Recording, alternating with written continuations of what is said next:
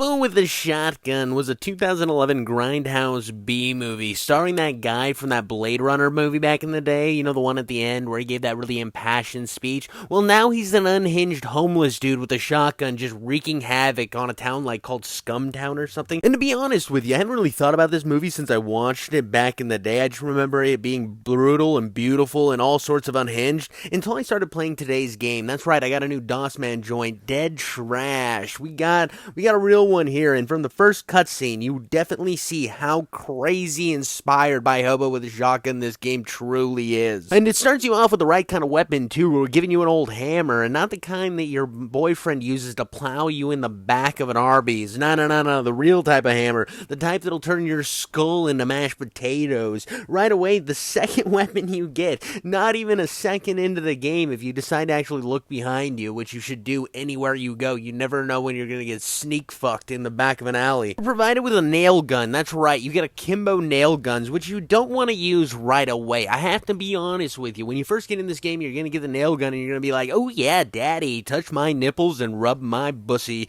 But no, you gotta save those nail gun bullets, because a little later you're gonna be just like clustered with all sorts of enemies, and you want to be able to utilize the projectiles for the ones that can hit you from a distance, those ones that have that super power where they can shoot their seed from a mile away. But before I get into the versatility of the nail gun, I want to talk about a little skip I found in the first level. If you run over to this wall, you can kind of like fight your way through it and then break over to the second half of the first level. Now, I know what you're thinking. The dev might watch this and might patch it, but I want to tell you something. Leave this in there, dev, because you know that there's going to be some mad lad speedrunners out there who are going to see this and go absolutely hog wild. Now, for me, this was absolutely useless, because once I got over to the next section, I got my ass pushed in harder than rappers playing What's Under the Bed at P. Diddy's house. But you speedrunners are built different, so my folly is your gain. Now let's get back to the Kimbo nail guns. These things hit so hard. Well, they don't really hit that hard, but they shoot really fast, and it's incredibly useful in this first section of the game, because there's a lot of hit scanning enemies that are just right on the other side of that fog wall. Now, most of the time I like to critique games for having hit scanning enemies that I can't see, but I think it really works in this game's favor because of the fact that by the time you get the nail gun, the axe, and then you finally find the pistol, you then actually get to figure out where these enemy placements are, and it makes you really think strategically about your next moves, making you feel like the outsider going into this awful place, like you're that hobo with a shotgun. Hobo with a shotgun. Hobo with a shotgun. Here I thought I was gonna have a good video, and without getting like bothered by Cortana or any other of you nonsense idiots. What the fuck are even you? I'm really fucking gay. Like, cool, I guess. I don't know what to say to that. Do whatever you want in your spare time. I put dicks in my belly mouth. Lots and lots of dicks. And he's gone. Yep, he just left. That was totally tubular. Real great use of my time. Where the fuck do these people keep showing up from? Why can't I just do one video and just not have anybody fucking bother me? But let's get back with Hobo with a Shotgun the game, because I haven't even mentioned the fact that the axe hits harder than a PBR drinking husband. As for the pistol, this is going to be your best goddamn friend throughout this entire experience. This is one of the best pistols you will ever find in a game. This Browning makes me want to jizz on Browning's mustache. I'm sure he had a mustache. Anybody who was making guns back in the early 1900s had a mustache, and I'm sure I could have glazed that baby up. Made it look like some sort of silly otter or some shit. Maybe a baby seal? I don't know. I'm just thinking of aquatic mammals at this point. But one thing's for sure, when you're going into an unexplored area and you know there's going to be a lot of bad mamma jammas on the other side of that fucking wall or corner, you are going to want to take them out clean and quick, and there's one gun that you are always going to fall back on. No matter how many guns you get in this game, you have one old reliable, and that's this pistol. It is glorious, it is amazing, it has just the right amount of rounds before you need to reload. Every single thing this gun does, it does well and purposefully, and I love a gun that it has a purpose and has a use and never goes out of style, and that's exactly what this gun does, from its design all the way to its functionality, baby. I know what you all are thinking. I've showed you off some of the secret glitches I found, but what about actual secrets? Well, of course we got some DOS Man secrets in this bad mamma jamma. That's just what we do here. This game is chock full of secrets around every corner, up every asshole. It's a catastrophe, emphasis on the clip, because it's slapping him all over the place with these beautiful secrets. And I also love the way that this game learns how to balance a kind of a survival horror, period soaked grindhouse film on top of also being just an incredible boomer shooter. It seems to run right along those lines. Now, I know you're gonna be like, well, it's not not actually a survival horror. Well, there was a pig zombie, so shut the fuck up. Which, if you're wondering why there's pig zombies in this game, it's from another game he made called Evil Plushie, which has a completely different art style. And if you're thinking, oh, these cutscenes look kind of shitty, that's on purpose, you absolute troglodyte. Obviously, I made the hobo with a shotgun reference on purpose. This is Grindhouse as hell. This is B-movie as hell. It's doing exactly what it's set out to do.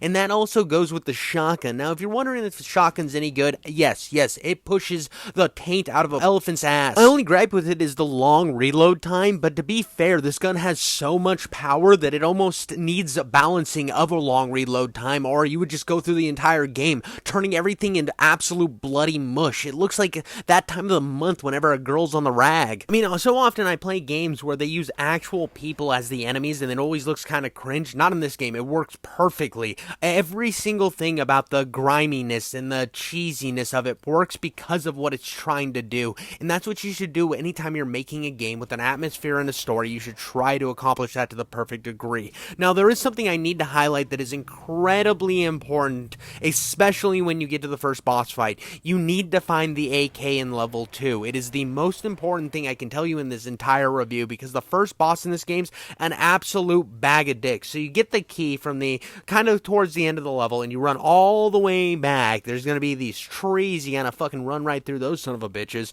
You then go down this extremely long hallway where you will find DOS Man waiting to give you a hand job from the back. You go behind him, there's another door and another hallway, which will lead you to a locked door, utilizing the last key you find in the game on that level. You then find yourself the AK, and the AK is, I mean, it's a fucking AK, guys. What are we even talking about here?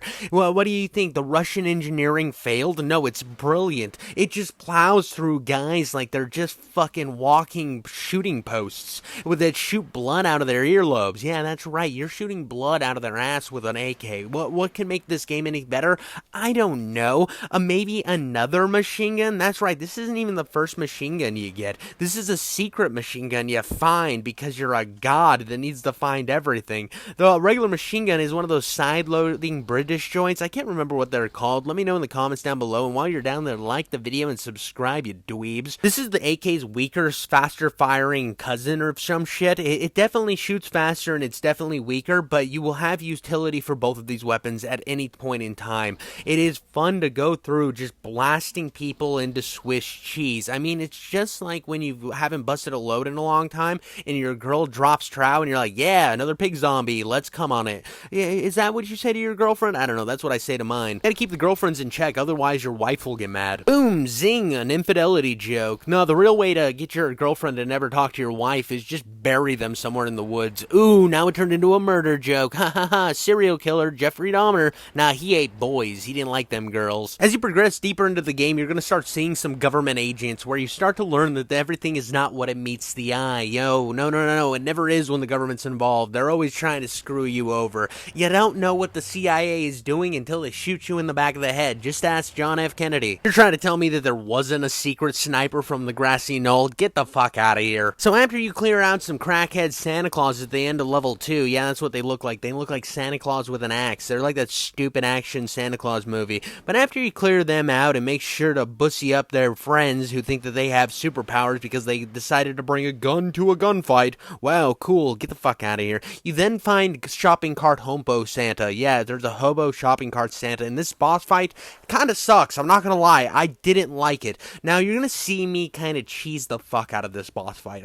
I figured out early on that if you jumped on a trash bag and then jumped up into the atmosphere, you could then clip above the map, and you could follow this stupid son of a bitch as he flies around the arena. Normally, you just gotta fight him while he chucks Molotov cocktails that track you over the entire map. Yeah, that's right, they follow you everywhere. Even when you're in the sky, they might not be able to reach up to you, but if you look underneath you, you will be consistently followed by Molotov cocktails. Now, the actual way to fight this is you shoot those out of the sky, you shoot him, you shoot more of those out of the sky, you hit a middle point of the level where he will bring out his AK. You then have to avoid getting shot by his hit-scanning weapon while still shooting Molotov cocktails out of the sky and then slowly picking off his health. It is an absolute nightmare. It is incredibly unbalanced. He moves around so fast that if you don't have the recoil turned off in the settings, you can't see what the fuck's going on, and it made me almost hate this game. Now, the first time I went through, I got really mad, and then I reached out to the developer, and he's like, well, did you use the AK? And I'm like, what fucking AK? So that's why I put in the video where to find the AK, because it's incredibly incredibly important on how to beat this son of a bitch. I eventually did just figure out the cheese spot, and I told him about it. I said, please do not take this out of the game because I will fucking cry. He then told me that, hey, listen, Jeff, I know you're fucking terrible at video games and you're half retarded, but I won't take it out now, but I might nerf the boss, because if you're having that much trouble, there's probably other people who are going to have, like, trouble, but not, like, retarded trouble like you're having. But eventually, after 3 times dying, even though I was cheesing the son of a bitch, I did finally kill the fucking guy. Yeah, I finally blew his ass up into smither fucking reams. So you know, even cheesing him is hard because he has a hit scanning weapon and there's really nowhere to hide from him with cover, so it's just whoever gets the most bullets off first wins. And then after you do kill him, make sure that you shoot the bombs out of the sky that are following you, otherwise you will die the moment you decide to take your quick pass back to the actual ground level instead of floating around like goddamn god. So if you don't do that, make sure to reload the save because you're fucked in the anus with a giant spiked dildo. But the next level, I have to say, is a sewer level, and it's a good sewer level. I don't usually say that, but this is a really good sewer level. It's filled with a bunch of hazmat guys with guns who actually pause between firing, unlike the homeless crackheads above ground who seem to have endless ammo and fire like goddamn nutjobs. These guys actually feel like a fair fight. The game from here on out, from the first 2 levels to the rest of the game, seems incredibly way more balanced. All the enemies are a lot more fun to fight. You constantly are having fun going into rooms, running, gunning, having an absolute blast, and I have to say that some of the enemy designs in this area go so freaking hard. There's this gargantuan Hulk-like monster that looked like Marlon Brando before he died. God, how do I want to fuck this thing in all of its greasy holes. Actually, it's one of my favorite enemies in the entire game. I love its design, I love its functionality. The next boss isn't bad either. I actually really like the way that the boss arena is set up. Basically, he's got a flamethrower that can reach across the entire room. Yeah, I know, that sounds broken and annoying, just like the last boss. Only this time,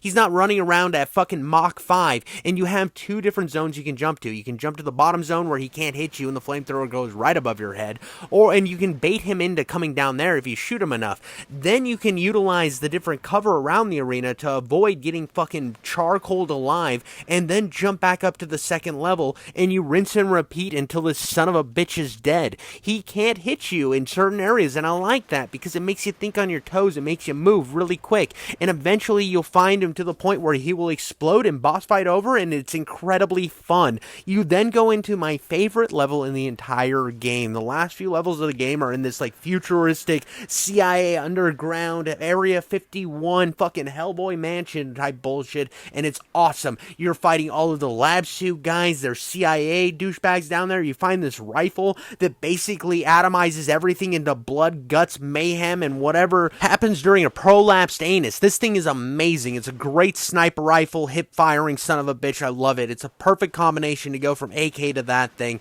and just watch the glorious blood fly across the screen. Every single chip in this game is perfect.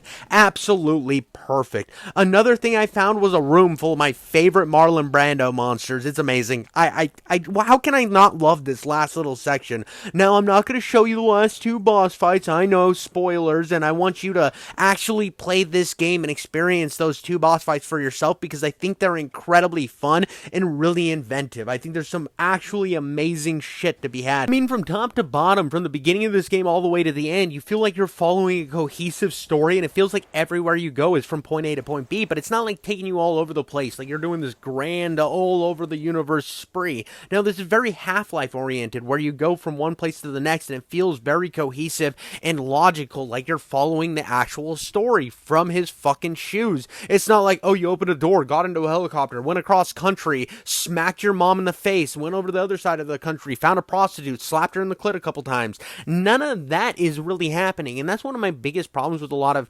FPS games. They're like, well, let's just send you to fucking Egypt randomly. It's like, why, dude? Why? Why did I need to go to fucking Egypt? And I have to say that every point of this game has charm. You can definitely tell where the artistry comes in from this developer, where he created like aliens and stuff, and the big fucking Marlon Brando monster, and then you can see where people are in costumes. But I think it all works so cohesively because it's trying to be like Hobo with a shotgun. It doesn't care if it's a little cheesy. It doesn't care if it comes off very grindhouse and B-movie, because that's exactly what it's going for. This game took a simple idea and it ran with it, and it made it work in every single regard, and I appreciate the shit out of that. And on top top of that, I know that I got this game for free through a review code from DOSman, but I want you to know this game's $3. It's approximately 90 minutes if you're not retarded like me and get stuck all the time.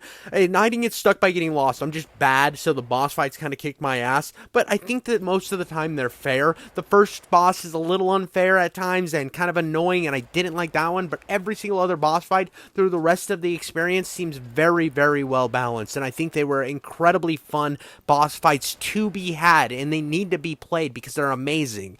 But at $3, this is a phenomenal game. I love the fact that it's inexpensive. If you just running around for your first time and you're getting all the secrets, you'll probably be closer to the 2-hour mark. That's around what my gameplay was. But yeah, that's about all I have to say for this. It's a phenomenal fucking fun game. You should go buy it right now. Well, you can't buy it right now, on the 11th. I think this video is coming out before the game releases. So go buy it on the 11th. Wishlist it now. It'll be down in the description to wishlist it and to be fucking waited upon. I think they'll even I think there's going to be a discount code when the game releases for its fucking release. So it might even be cheaper than $3. I mean, at that deal, I would fucking take a hand job from a hobo with a shotgun. And with that, guys, that's all I got for you guys today. I want to give one big shout out to Rev Plays Games. Go follow his channel. He's amazing. He's the one who drew the character for this video. Another big shout out to DOSman Games. They've always been in my corner, and I love the shit out of them. And make sure to like, subscribe, and comment. I love to see all the comments, even the ones that hate me. I get a lot of those, but I'm kind of a fucking weird dude, so I can't win all the opinions. But even if you hate me, leave a hate comment. I'll respond. If you hate, dislike, anything you do, as long as you're checking my shit out, I love ya. Deuces.